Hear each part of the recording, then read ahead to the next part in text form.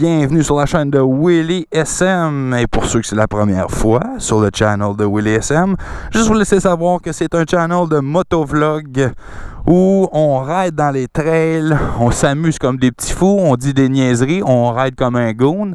Une fois de temps en temps, on peut peut-être même participer à une compétition ici et là en cross-country. Dans les dernières années, j'ai ridé avec une YZ 125 de Yamaha, une 2002. Et moi j'aime ça le changement.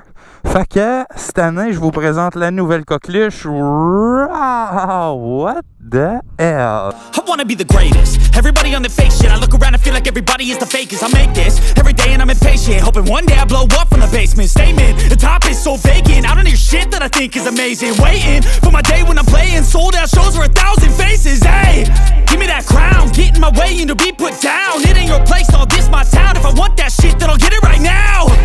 I'm losing it, the noose it fits. I'm losing shit, a stupid myth. You choose to live or choose to dip. You choose to fight or lose your grip and lose a gift. Oh. Une bonne et vieille de 34 ans, XR 200, mesdames et messieurs. Incroyable, n'est-ce pas? Vous allez me dire, mon doux Seigneur, on passe d'une YZ 125 à une XR 200. Quelle folie! La moto en tant que telle, je ne l'ai pas choisie là, parce que je pensais que j'étais pour avoir des performances incroyables. Bien au contraire, c'est justement pour prouver le point qu'on peut faire plus avec moins. Donc, c'est une underdog et moi, j'apprécie les underdogs à mort! On va voir qu'est-ce qu'on est capable d'accomplir sur cette moto Honda. Donc, sans plus tarder, on va aller essayer la bête. C'est la première fois que je l'essaye. J'ai juste pris ce petit chemin de gornotte là pour m'en venir jusqu'à ici pour faire mon intro. Donc j'ai 0 heure, j'ai 5 minutes de ride top. Ça trail site, rien de trop malade là. Je vais pouvoir vous livrer mes premières impressions XR 200 de 1988. Qu'est-ce que ça donne? Premièrement, on va s'attarder un petit peu au ce qu'on appelle les ergonomiques, positions, ces choses-là. Juste à faire ça, je peux vous dire une chose en partant, c'est mou. Mais mou là, mou de chez mou. On passe ça au kick.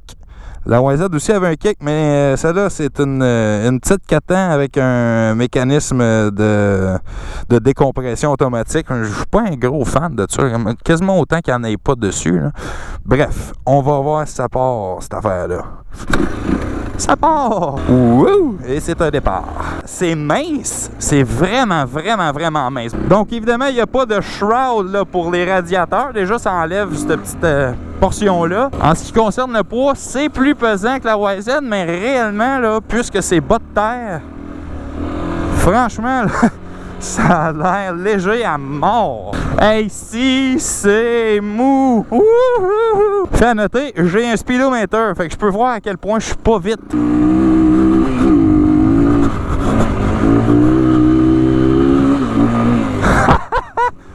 C'est pas si mal que ça! Mais vu que c'est mou et c'est bas de terre, ça doit être facile à contrôler, là, tu sais, fait que je tomberai pas en bas de ma chaise là-dessus. Wow. Qu'est-ce qu'on peut parler à propos des ergots? Debout, franchement, pas si mal. Un peu bas au niveau des poignets. C'est des Pro Tapers, sont quand même pas très agressifs. Les pegs, je trouve ça large. Quand tu regardes mes pieds, j'ai l'impression que le bike est tout slim. Mais les pegs, t'as les pieds quand même pas mal écartés dessus. Donc je l'ai acheté, un petit coup de cœur pour son look rétro pendant l'hiver. Fait que j'ai pas eu le temps de la rider 0 pin bar. C'est ma première expérience dessus. Et que je peux dire, c'est... ça risque d'être pas pire le fun pareil là. En ce qui concerne le power, c'est pas... ça a pas beaucoup de réponse, je trouve. En tout cas, dans le premier 3 minutes que je la prends. On s'en sort d'un rush, bing. Ben, la suspension molle travaille pas mal bien, hein?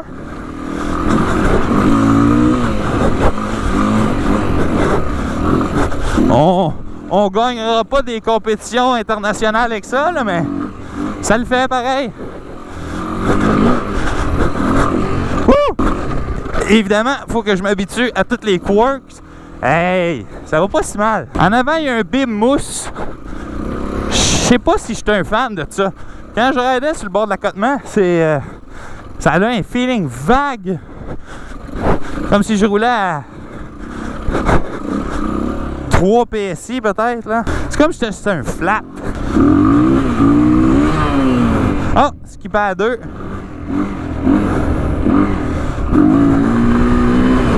Ces vieilles barouettes-là, c'était pas les transmissions les plus smooth qu'il y a. Le verdict au niveau du power, c'est... tout est bien linéaire, bien smooth.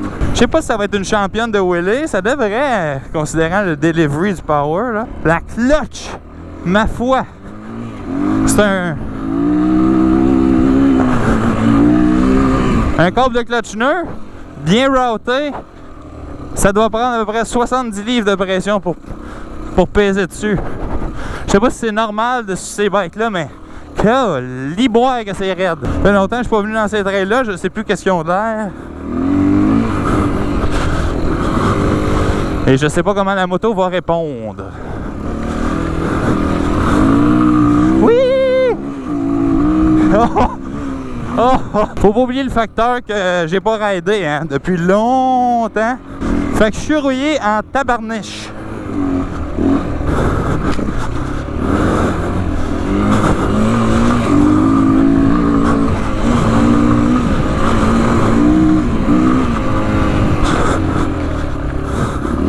Les breaks, c'est au drum.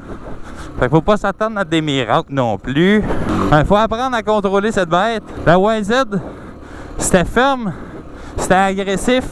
Et ça, c'est souple. La réponse au throttle est souple. La suspension est souple. Le tire en avant, il est souple. C'est souple. Est-ce qu'on va avoir du fun cet été? Je pense que oui, pareil. En deuxième vitesse, assez bas régime. Et ça lève assez facilement. Petit jump, on essaye de ça. Je vais voir que ça a l'air avant. Là. Wouh! Et elle saute entre le sol mou, le tire mou puis la suspension molle. Il m'a dit ça faisait mou là. Transmission un peu notchée. Ça claque. Faut que tu rentres bien comme faut, sinon false neutral. L'overrev est non existant. Laisse en deux pour voir que ça a l'air. Ça track-tu en deux ou t'es obligé d'être en premier tout le temps? Ah, il est tombé au neutre lui-même. Pas drôle. Start en deux. Quand même. Tu veux pas qu'elle tombe au neutre pour rien? On va voir checker ça. On choisit sa ligne.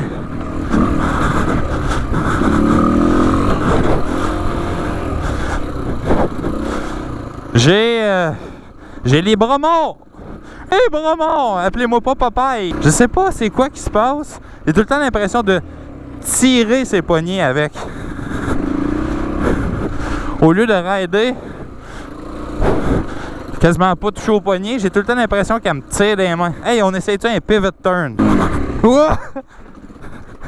En tout cas, à pivot, la cloche, ma foi, raide, de chez raide.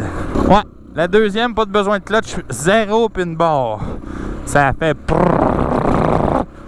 par-dessus tous ces petits obstacles. Au fond! Wow. C'est ça le top speed. Ça dit 80 sur le speedometer. Il restait une gear. Elle n'a pas de l'air de vouloir aller plus vite pareil.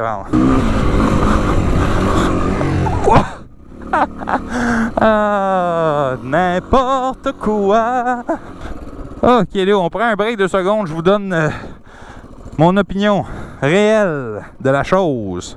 Que dire de cette XR 200? Premièrement, c'est mou. Deuxièmement, le power il est mou. Troisièmement, oui, les SM il est mou en ce moment. Vraiment là, je suis plus raqué que je pensais que j'étais pour être. Rien qu'avec cette petite ride là. Non, ok. Donc, bien franchement, si on remet en contexte que c'est une XR 200, c'est un playbike, trail bike des années 80 qui n'a pas évolué vraiment.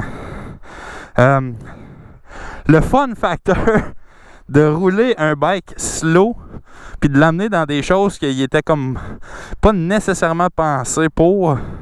C'est ça qui va être le fun cette année. Je pense que le fun va résider dans qu'est-ce qu'on peut faire avec un bike comme ça, alors que les gens, ils s'épouvantent devant toutes les Husqvarna, KTM, gaz de ce monde à 15 000 $.